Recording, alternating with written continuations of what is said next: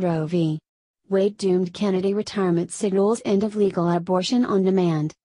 In a two-paragraph letter written on Wednesday from Supreme Court Justice Anthony Kennedy to President Donald Trump, the landmark Roe v. Wade decision to legalize abortion began its death march. And it is not just conservatives who see the writing on the wall. Justice Kennedy has long been the swing vote on the court and has sided with the Democrat wing of the court on more than one occasion. In doing that, he has endeared himself to progressives as a justice they could count on to keep a woman's ability to choose to murder her baby in the womb legal. In 1992, Kennedy sided with the liberal wing of the court in the Planned Parenthood v.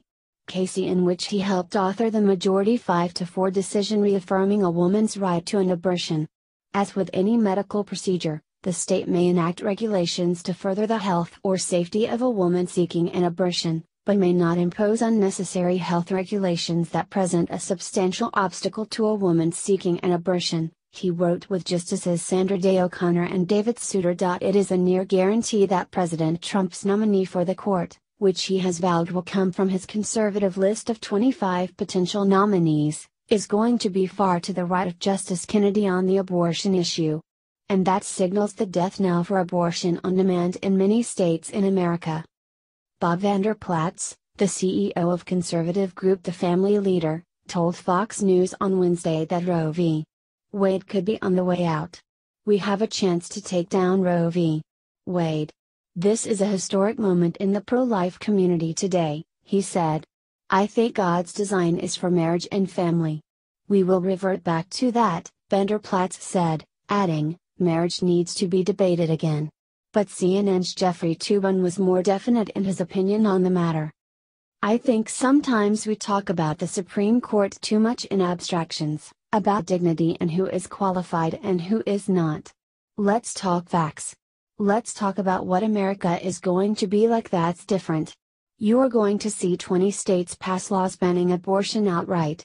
Just banning abortion. Because they know that there are now going to be 5 votes on the Supreme Court to overturn Roe v. Wade. And abortion will be illegal in a significant part of the United States in 18 months. There is just no doubt about that. And that is why these seats matter so much, because, one of my favorite lines about the Supreme Court was by Justice Robert Jackson, who served on the court in the 1940s and 50s. He said, "We are not final because we are infallible. We are infallible while we are final. Somebody has the last word, and here it is, the Supreme Court, and Roe v. Wade is doomed. It is gone because Donald Trump won the election. And because he's going to have the chance to appoint 2 Supreme Court justices," he said. Elias Hogue, president of NARAL Pro-Choice America, expressed the same concerns.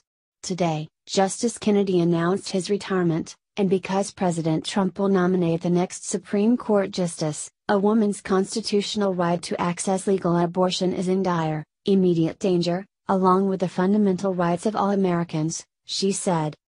"We also know that for decades, a multi-million-dollar, extreme, anti-choice movement has quietly and aggressively chipped away at that right in state legislatures, in lower courts, and now from within the Trump administration.